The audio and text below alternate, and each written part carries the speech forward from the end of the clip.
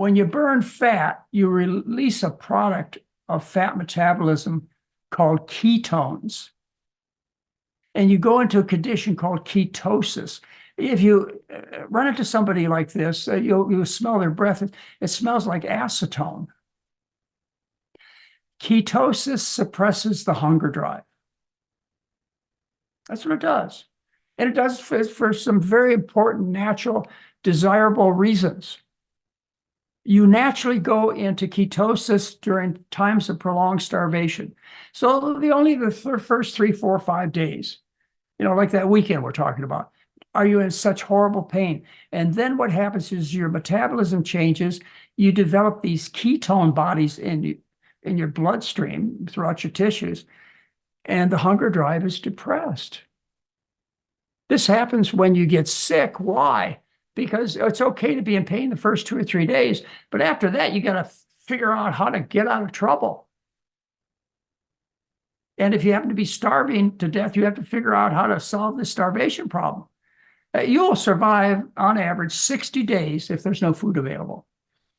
So during that, after the first 2 or 3 days of only thinking about food, you start thinking about ways to get yourself out of trouble for the next 55 days. Not bothered so much by the pain of hunger. You're in ketosis. And when it comes to sickness, when you're sick, you're supposed to be recuperating. You're not supposed to be gathering and preparing food. So that naturally occurs too. So what I call these ketose diets are the make yourself sick diets, because that's the way they work. They make you sick. Not just short term, like we talked about, but also long term, which we're going to talk about.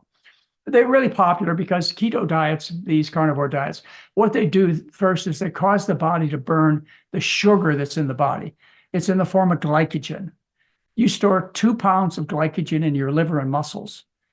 That 2 pounds is associated with, each pound is associated with 2 pounds of water. So 2 pounds has 4 pounds of water associated with it.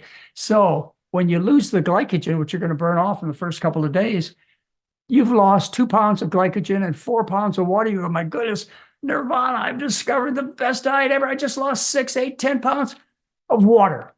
That's what you lost. And then you go into the state of sickness and you may lose some more weight, but not for long. Even Robert Atkins couldn't stay with his own diet.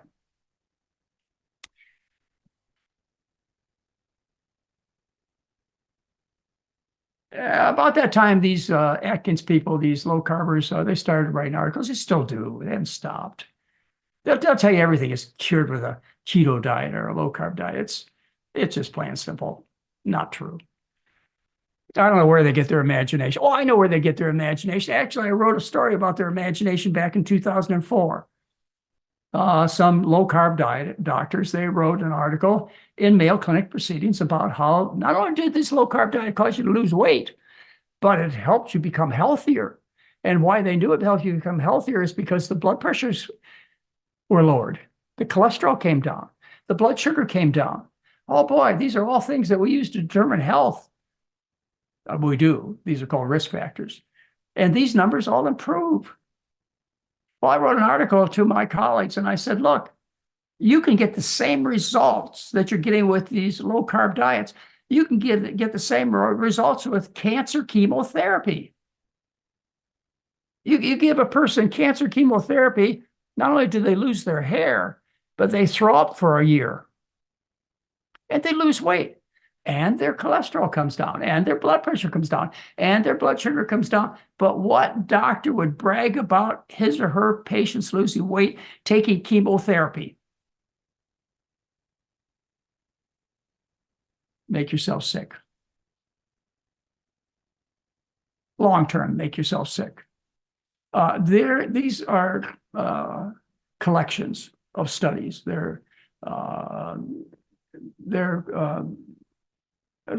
reviews where doctors got together with a bunch of decent studies. They're called meta-analyses.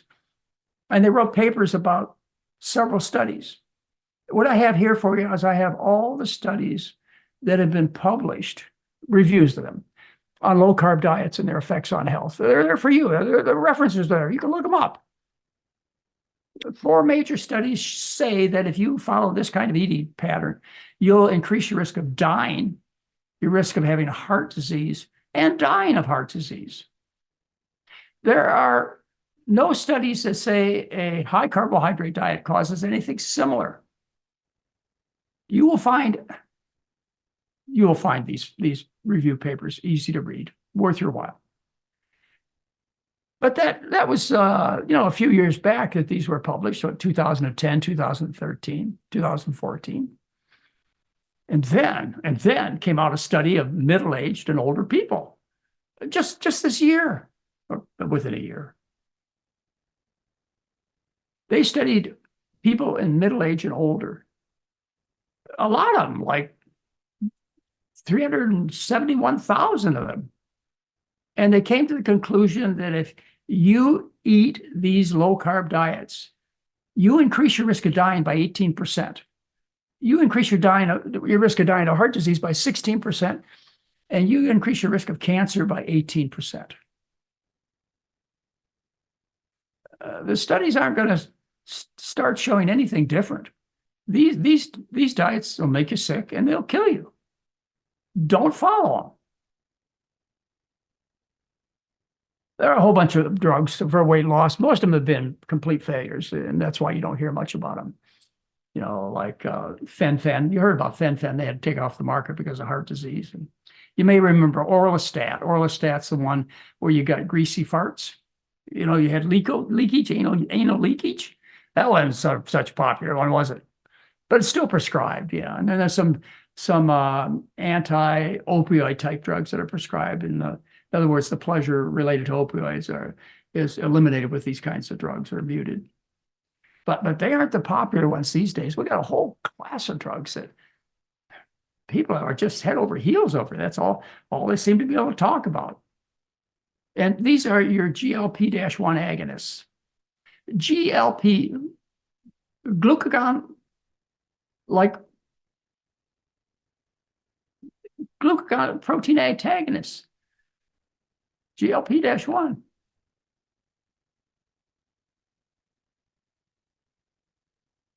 How did they develop these? They developed them by discovering the poison of a Gila monster, which is a reptile that lives in Southwest United States.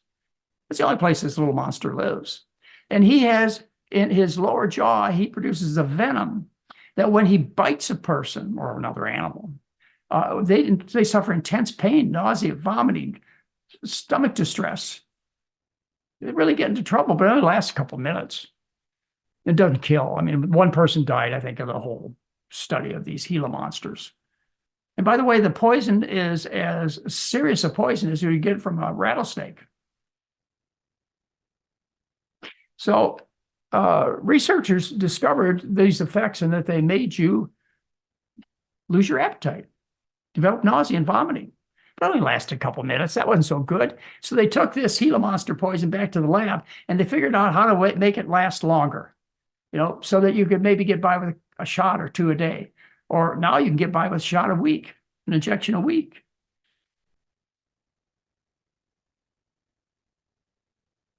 So GLP-1 agonists, their desired effects. This is what they hope and expect to get by giving these drugs. Nausea, diarrhea, decreased appetite, vomiting, constipation, indigestion, stomach pains.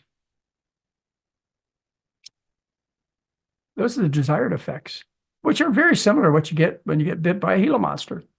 And then there are some more undesirable effects, which they list. And fortunately, they're not all that common, these undesirable effects. GLP-1 agonists. But doctors, researchers, scientists will tell you, they won't tell you that the main thing related to these drugs is the nausea and vomiting. That's why they work. They make you sick. What they'll do is they'll use adjective statements such as the reason our particular drug works so well is it slows gastric emptying. That means the whole gastrointestinal tract slows down all the way from the stomach to the small intestine to the large intestine. It slows down. It's inhibited in its activity. So that's one of the excuses. The others, they say, well, we changed some hormones related to appetite, like ghrelin and leptin. That's what we do.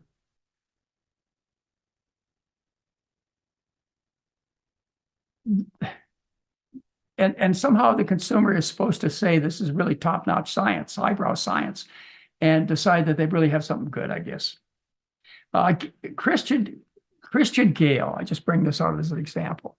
She's a radiologist in Honolulu. She was on Wegovy in the summer of 2022. Talked to her husband. She said the drug left her repulsed by most food and vomiting nearly daily. I told my husband at one point I'd rather starve than feel this way. I wanted to enjoy food again. Now, what they talk about is food noise. Food noise. Well, I call this the pleasure of food. I call this an appetite that I look forward to satisfying, but they call it food noise. Now, I put in the chat for you a chart of the comparison of GLP-1, glucagon-like peptide-1 agonist, compared to the McDougall diet. I've got 2 pages listed so far that talk to you about the effects of this diet compared to what you can accomplish by following a healthy diet. And I put my name on it. But what we're talking about is a high carbohydrate, low fat, probably vegan diet, which is what we prescribe. But I want you to look over this chart and I want you to see some of the things that are pointed out about the difference in what you get with these 2 approaches.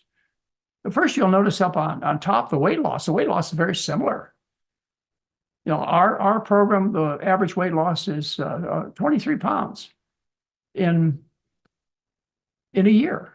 The average weight loss on these GLP-1s is 25 pounds. But see, they started with heavier people. Their subjects were like 233 pounds. Ours were like 180 pounds.